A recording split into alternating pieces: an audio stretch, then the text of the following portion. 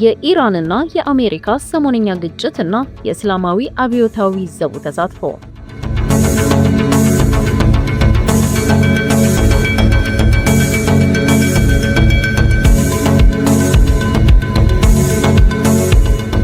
የቴህራን ጦር ማክሰኞ ዕለት በሆርሙዝ የባህር ወሽመጥ ላይ ቢያንስ 3 የንግድ መርከቦችን መምታቱን ተከትሎ የአሜሪካና የኢራን ጦርነት እንደገና መቀስቀሱን የአሜሪካ የባህር ኃይል ባለስልጣናት ተናግረዋል።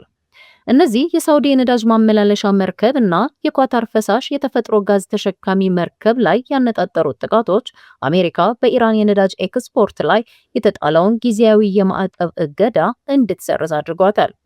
የእስላማዊ አብዮታዊ ጥበቃ ኃይል ለራሱ ብቻ ግልጽ በሆኑ ምክንያቶች በሆርሙዝ የባህር ወሽመጥ አቋርጦ በሚያልፉ 3 የንግድ መርከቦች ላይ በሳምንቱ መጀመሪያ ላይ ለሰነዘረው ጥቃት ምላሽ ለመስጠት አሜሪካ ረቡዕ ዕለት በኢራን የባህር ዳርቻ ላይ ወደ 80 የሚጠጉ ኢላማዎችን መምታቷን የአሜሪካ ጦር አስታውቋል።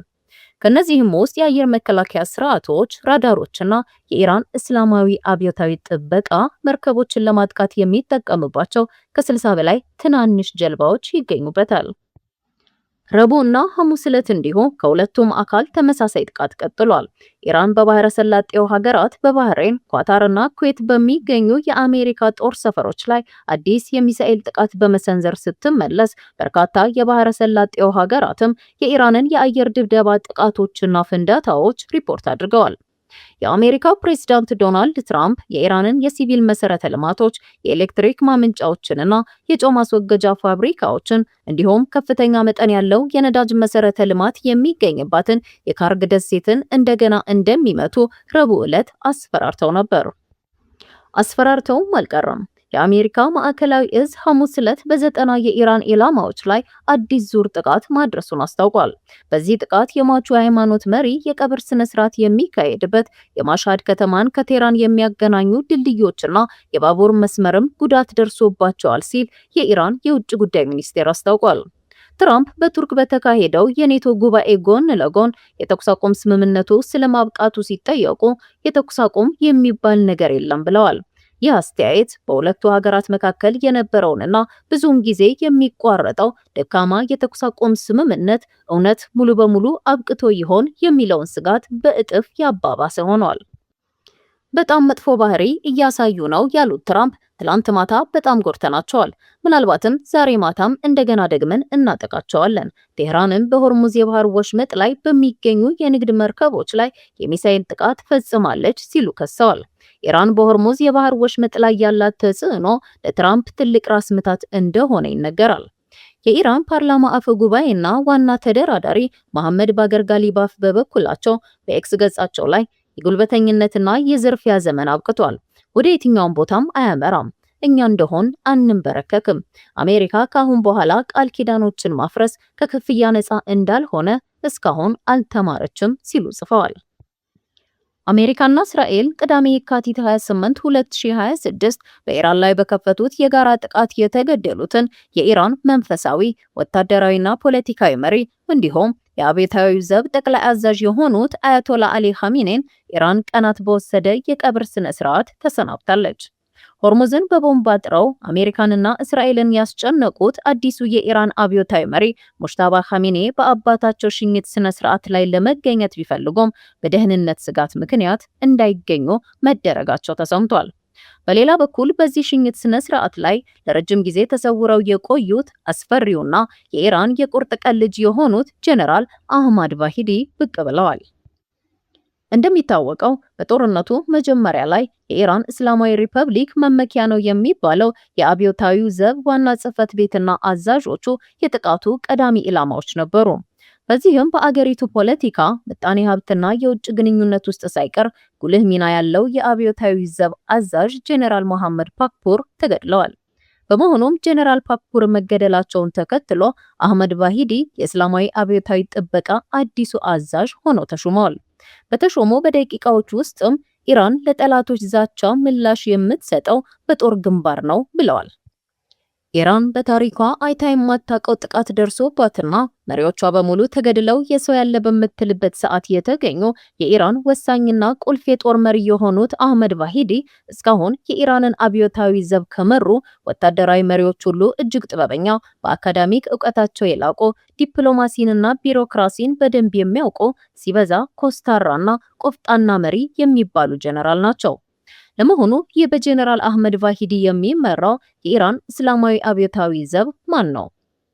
ከአውሮፓውያኑ የ1979 አብዮት በፊት የኢራኑ የመጨረሻው ንጉስ መሐመድ ሪዛ ፓህላቪ ብሔራዊ ጸጥታን ለማረጋገጥና ስልጣናቸውን ለማስጠበቅ የሚተማመኑት በጦር ኃይላቸው ነበር።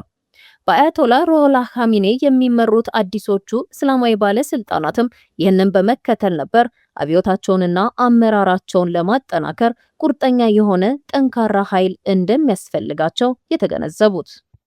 በመሆኑም የኢራን እስላማዊ አብዮት የምዕራባውያን ወዳጅ የነበረውን የሻህ መንግስትን ከስልጣን አውርዶ ቦታውን ከያዘ በኋላ የአገሪቱን እስላማዊ ስርዓት ለመጠበቅ እንዲሁም መደበኛ ጦር ሰራዊቱን ለመደገፍ በሚል የኢራን እስላማዊ አብዮታዊ ዘብ ከ40 ዓመታት በፊት ተቋቋመ። ከዚህ ጊዜ ወዲህ ኢራንና ምዕራባውያን አስርታትን ያስቆጠረ ጠላትነት ውስጥ ገብተው ይገኛሉ። የተቋቋመው የኢራን እስላማዊ አብዮታዊ ዘብም ዘውትር በምዕራባውያን ስሙ ተጠቃሽ እንደሆነ ቀጥሏል። አብዮታዊ ዘቡ በአሁኑ ወቅት በኢራን ውስጥ ዋናው የጦር የፖለቲካና የኢኮኖሚ ኃይል ሆኗል። እንደሟቹ የቀድሞ የአገሪቱ የበላይ መሪ አያቶላ አሊ ኻሜኒ ሁሉ የኢራን ፖለቲከኞች ከእስላማዊ አብዮታዊ ዘቡ ጋር የቅርብ ትስስር አላቸው።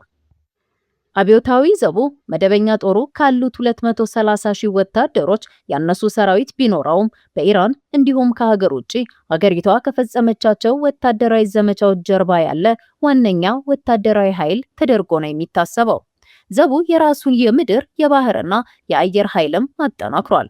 ኢራን ያሏትን ሚሳኤልን አይነት ወሳኝ ስልታዊ የጦር መሳሪያዎችን የሚቆጣጠረውም ይኸው ኃይል ነው ይባላል። ከዚህም በተጨማሪም በአገር ውስጥ የሚነሱ ተቃውሞዎችን ማፈን ዋነኛ ሚናው የሆነው ባሲጅ በመባል የሚታወቀው የሚሊሻ ኃይልን እንዲሁም የአገሪቷ የኢኮኖሚ አካል ተደርገው የሚቆጠሩትን ግብረሰናይ ድርጅቶችንም ያስተዳድራል። ይህም ብቻ ሳይሆን አብዮታዊ ዘቡ ከኢራን ውጪ በሚንቀሳቀሰው ኩርስ ተብሎ በሚጠራው የጦር ክንፉ አማካኝነት በመካከለኛው ምስራቅ ለሚገኙ አጋር መንግስታትና ታጣቂ ቡድኖች የገንዘብ፣ የጦር መሳሪያ፣ ቴክኖሎጂ ስልጠናዎችን እንዲሁም ምክር በመስጠት ተጽዕኖ ያሳድራል። የአብዮታዊ ዘቡ የባህር ኃይልም 20 በመቶ የሚሆነው የዓለም የነዳጅ አቅርቦት የሚያልፍበትንና የባህረ ሰላጤው አገራትን ከህንድ ውቅያኖስ ጋር የሚያገናኘውን የሆርሙዝ ባህር ወሽመጥ የመቆጣጠር ኃላፊነትም አለው። ለዚህም ነው ቡድኑን ለማዳከም አሜሪካና እስራኤል በየካቲቱ ጥቃት የዘቡን አመራሮች ኢላማ ያደረጉት። በእርግጥ የኢራን አብዮታዊ ዘብ አመራሮች በአሜሪካና እስራኤል ጥቃት ኢላማ የተደረጉት አሁን ብቻ አይደለም።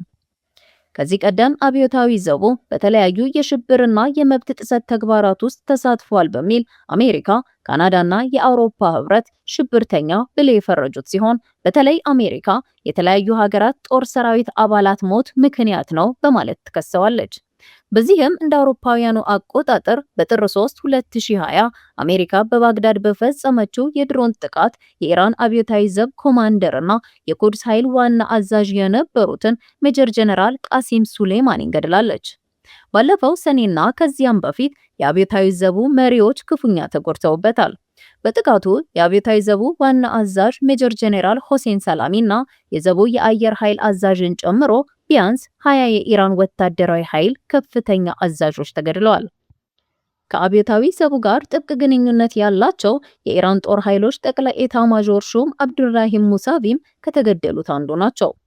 ነገር ግን አሁንም ኢራን በአገር ውስጥና ከውጭ ለሚገጥማት ፈተና እንደ ዋነኛ መከላከያ የምትጠቀመው ይህንኑ እስላማዊ አብዮታዊ ዘብን ነው። ከአሜሪካውም ሆነ ከየትኛውም ወገን ለሚሰነዘር ጥቃት ይህ ዘብ ዋነኛ የአገሪቱ መከታ ነው።